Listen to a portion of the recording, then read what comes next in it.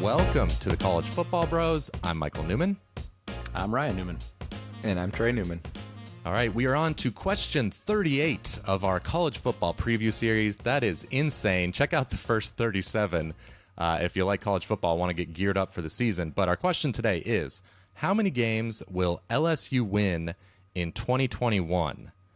So let's get right into it, break down Coach O's team this year. Ryan, what are you thinking about the offense?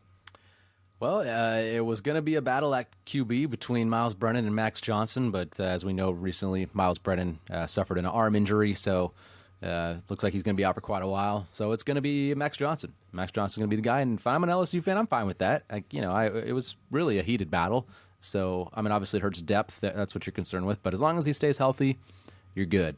Bringing in a new offensive coordinator on the recommendation of Joe Brady, which I would listen to him as well if I was Coach O. Kind of help me out a little bit. Yeah. Passing game last year wasn't the problem for LSU. They just, I mean, it wasn't Joe Burrow level, but it was fine. The problem was they just could not run the ball. After returning, they got 4 returning starters coming back on that offensive line, and both their running backs as well. So hopefully they can improve there. And I think they will. And the wide receiver group is awesome. Kayshon Boutte leads that, and he's a stud. Jure Jenkins is back also. So there's some good pieces there. I think Max Johnson, he brings a little bit of a dual threat ability. So overall, I think this group's going to be maybe a top 25 kind of offense nationally. So I think they'll be better than last year. Top 10 level, like Joe Burrow-ish, no, but they're going to be really good. They're going to be good. I'm not yet to say really good, just because it's the second year in a row that the offense is going to be under new coordinator, new surrounding coaches. And especially now that you didn't even touch on that TJ Finley left for Auburn, so it's really like all on Max Johnson's shoulders right now. But he showed flashes last year. Like, I do like him. He helped propel them to their upset win in the Swamp last year. He was very efficient. To me, he's just got to boost that completion percentage. It was under 60%, and get the ball downfield more. It was very kind of short passes, 7 yards per attempt. But really, overall, to me, in order for the offense to dramatically improve, it's going to come down to 2 things. And you kind of mentioned it. One is they need another wideout weapon, especially after losing Eric Gilbert to transfer. You said Boutte. They got him. He's solid. But a guy like you mentioned, Jure Jenkins, he still needs to step up and prove it. He's 6'4", big play threat. I think he can, but he needs to take that next step. And then number 2, you also kind of touched on it. That running game has to propel. Whether it's John Emery Jr., if he can live up to some of his recruiting hype from a few years ago, maybe Davis Price in the backfield could elevate his game in his junior season, because I do like that offensive line. But there's just a couple questions with the staff, Johnson, the receivers. But overall, if they all kind of mesh, I could see this offense looking fairly formidable. Yep, I think good breakdown from you guys. Let's go to the defense, and it was awful last year because, of course, they lost Dave Aranda and a ton of starters, and Bo Pelini came in and obviously did a terrible job. That is well documented. They replaced him with Daronte Jones from the Minnesota Vikings, but his only experience as a defensive coordinator is over 10 years ago, and it was in Division II. So obviously well-respected coach, but still has to prove it as a defensive coordinator. Defensive line, they've got a lot of depth there. Hopefully should be a lot better with everyone back. You would think it is. Linebackers were terrible, but they added Mike Jones from Clemson. That was a big transfer. Added a good JUCO transfer. So, again, hopefully they go from terrible to good.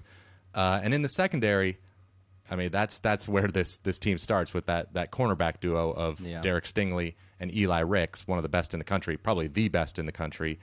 But other than them, everyone else got lit up last year. Of course, that's part of the reason why the defense was so bad. And really, the only safety who did play pretty well last year, Jacoby Stevens, is gone. So, there's candidates to replace those and improve, and breakout candidates, but we need to see it. Yeah, no, it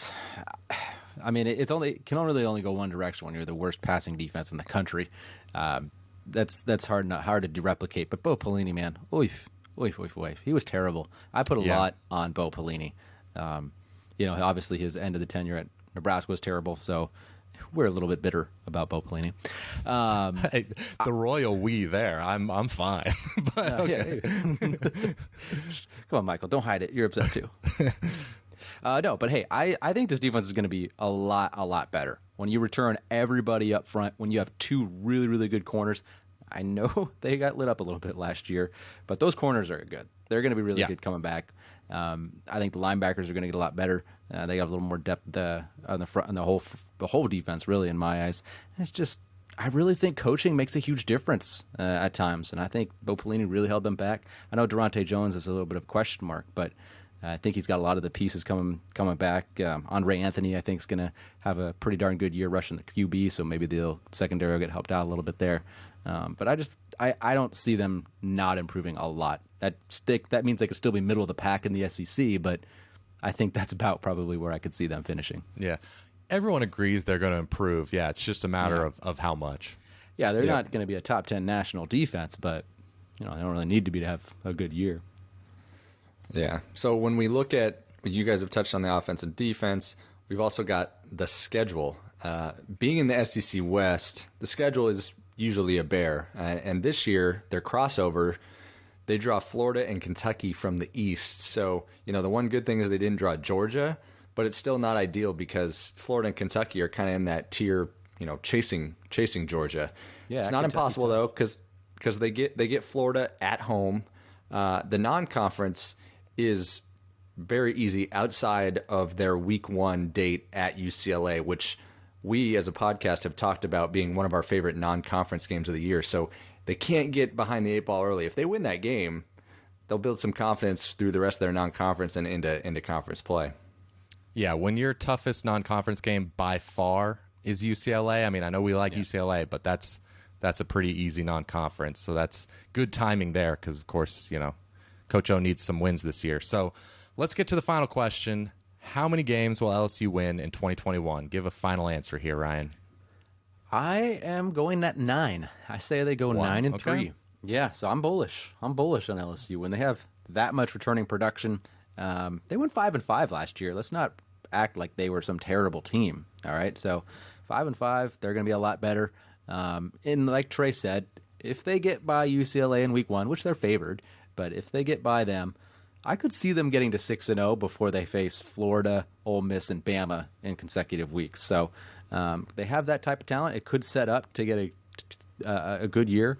I put a lot of value on that UCLA game because they got pieces. I think they got a lot coming back. I know there's some concerns, but I'm going to say 9-3. All right. I know 5-5 last year, which isn't terrible. Florida win, very, very misleading, is well documented. Even the last Ole Miss win, they were kind of both very heavily turnovers. That loss at Missouri was a crazy bad loss. Remember, it was 45-41 crazy game. So, but either way, that's neither here nor there. So I think with it's just, I think going 9-3 for me is a lot to expect with a lot of change on the coaching staff. Like Trey mentioned, year after year, this is now the kind of second straight huge change on the coaching staff. 2 coordinators who've never been in this position before. I think the team will obviously improve a ton, and potentially having a competent defensive coordinator makes all the difference. But I guess I just see, pretty big improvement rather than kind of otherworldly improvement. So I'm going to say 8-4. I'm only going one less fewer than you, but overall I'm pretty bearish on this team. You can either be say 7-5, Mike, do it.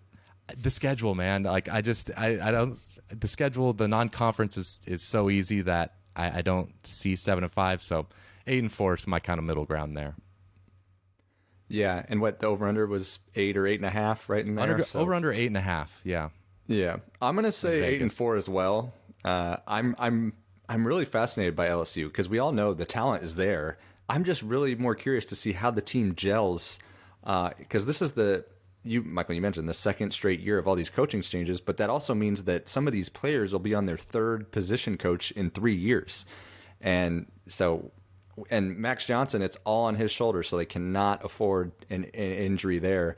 And there's just some questions on offense that need to be answered that, like I touched on earlier, can the running game improve and can another receiver step up outside of Boutte? And then, of course, the defense. But that's why I had to say 8 wins. All right, so that'll do it for this episode of the College Football Bros.